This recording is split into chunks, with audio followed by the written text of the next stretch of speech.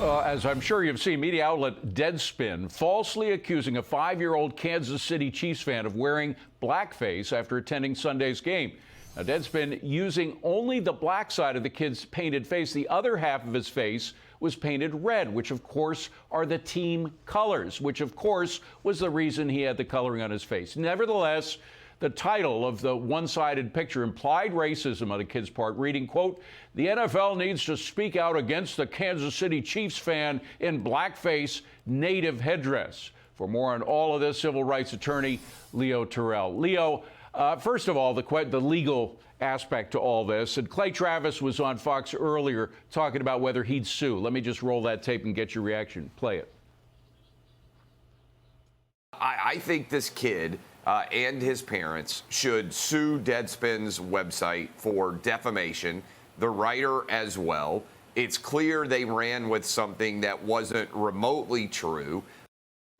Leo, do they have a case? Yes, let me be clear, David. 33 years as a civil rights lawyer, I filed racial discrimination lawsuits. There is no racial discrimination here. I'm upset by this because where's the racial motivation? Where's the intent of being racist? This kid is not racist. And Deadspin made an assumption based on false facts that this kid was in blackface. He's not in blackface. He has a lawsuit because he has been damaged, and portrayed as a 5-year-old as a racist. I want to submit some other facts to you.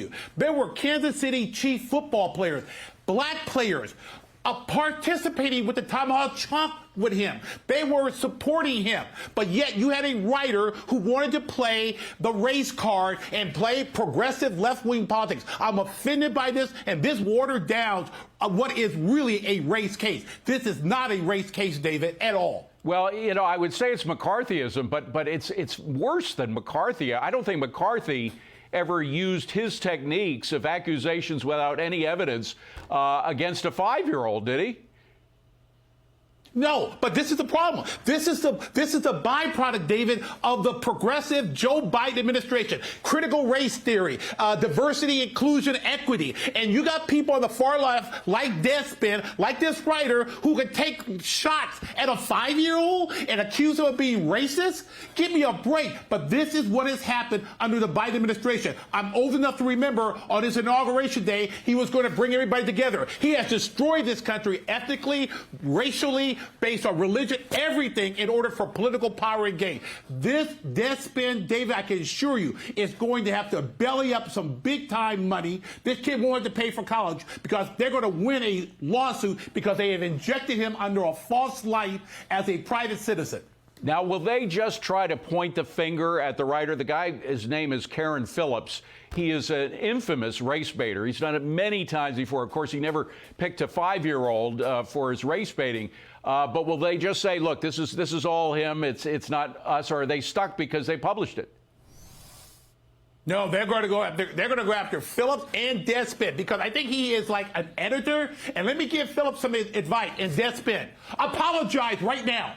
That's not going to clear you up. He's but not. Apologize right now. You owe that 5-year-old an apology. You owe his family an apology. You owe the country an apology. And stop playing the race card. He's digging the hole even deeper than it already was instead of apologizing. He's not trying to get out of it. He's getting deeper in it by suggesting that it was anti-Indian when, in fact, the kid, it turns out, is part American Indian. You know what? He's facing the backlash privately, David. Yeah. I can assure you. The lawyers have called Deadspin. And I guarantee you, he's trying to save face, but he buried himself. His journalistic career is over because he is the racist by accusing a 5-year-old of being racist. That 5-year-old does not have the racial intent. Yeah, you know, this is one of those moments like at the end of the McCarthy era when the guy said, "Sir, have you no dignity?" He's talking to McCarthy, Senator McCarthy. This is one of those moments where I think we're at the end of a very bad era of political correctness and wokeness, and it's coming to an end right now. And this might be the beginning of the end, if not the middle of the end. Leo, good to see you, my friend. Thank you very much. Appreciate it.